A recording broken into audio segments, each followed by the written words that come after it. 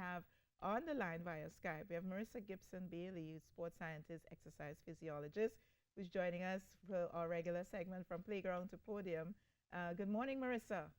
Good morning, Lisa. Good morning, Trinidad and Tobago. Good morning, Carrie. Good morning. And happy belated birthday to you. I know you had your virtual birthday party recently. Thank you.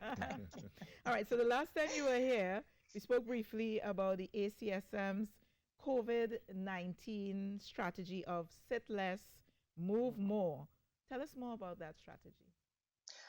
Behind the strategy, Lisa, sit less, move more, is basically to lower the levels of anxiety and perceived stress. What I also want to remind us is that physical activity, under physical activity of exercise, has proven that it has mitigated the negative effects of stress. Yeah. That is able to maintain the immune function. If you believe it or not, stress hormones such as cortisol are elevated during periods of isolation and confinement. It has their studies that actually have proven this. And with that elevation, it can inhibit the critical function of the immune system.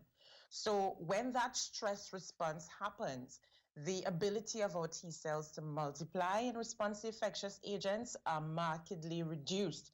So is the ability of the lymphocytes that we have in our bodies, which is used to recognize and kill cells in our bodies that has become cancerous or even infected with viruses. So that is a key point, especially now that we are in confinement, that engaging in physical activity, whether it's exercise, games, sports within your household, is really important. Yeah. So essentially, the physiological response to exercise or Actually, engage. Yeah. Actually, what happens is that when you engage in physical activity, the immune cells are now primed. Right. And when I say primed, it means that they're looking for a fight against who? The viruses or infections that you may have in our immediate surroundings. So when we say it's looking for that fight, there is a frequent recirculation between the blood and tissue, right? So what that does is actually increase the immune surveillance. So when you have immune cells that are primed and ready for fight, they're actually circulating around the body looking for any type of infection or virus to attack it. So this is, in theory, makes us resistant to infection. And I think we're much equipped to deal with infection agents. What I want to stick a pin there is that in addition to all of that, you're engaging in physical activity is to incorporate proper nutrition. This is going to make it even more effective and efficient. And you're saying that, most people are protecting the external environment. They're wearing a mask, they're spraying, washing hands, and so on. But you're talking about the internal environment now. And besides vitamins and so on, what do you recommend? ACMS bases recommend 150 to 300 minutes per week of moderate aerobic activity and 2 sessions per week of muscle strength training. I think this is going to activate that issue that we've been talking about earlier on about priming the immune cells. Just to remind you of what aerobic activity that you can do. Again, I implore people to be very creative. Some of you are talking to your personal trainers.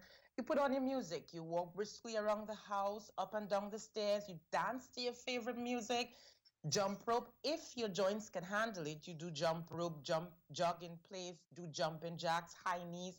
Use your home cardio machines. Take off the clothes off of it and get on it.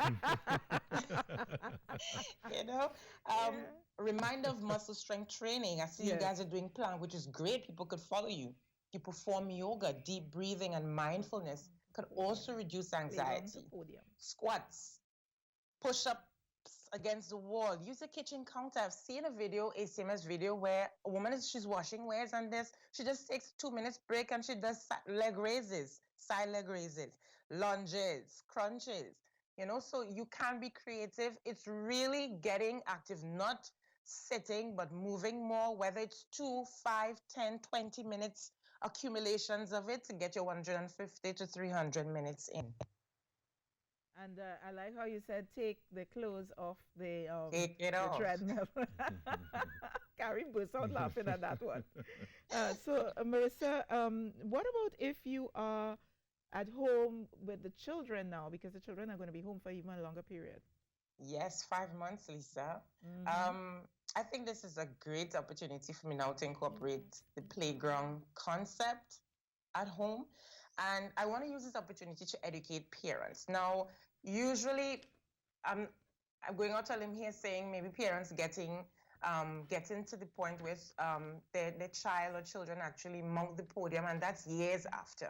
You have the opportunity now to engage in that initial phase of your child's journey when we talk about long-term athlete development. Now, you're at home and you want to be able to engage your children in a combination of creative activities. You don't have to depend on the coach. You could be creative, and you've seen that we train Begonians are very creative. So why not combine or have separate activities as it relates to body management skills? Now you may have children between 3, 4, 5, up to 10 years old, and you could create activities that deals with swinging, rolling, twisting, landing, climbing, turning, bending. Those are body management skills. And then there are the locomotor skills, like crawling, leaping. You can imagine in your house where you use the broom or the mop, or you use the tiles on the ground to do hopping and skipping. Not only skipping, but galloping, running, dodging, crawling. You create activities where you're now developing those basic or fundamental movement skills. Have fun.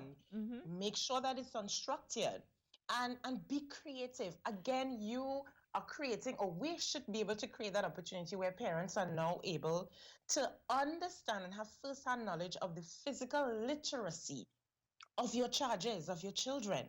Right? So that when you start moving on from one stage to the other, maybe the next stage is where the coaches do the fundamentals, then you have already tried to establish or got an active start in their athletic career. I mean, these are basic stuff. For example, object control, where you could use the mop and some other object in the house where you could do dribbling.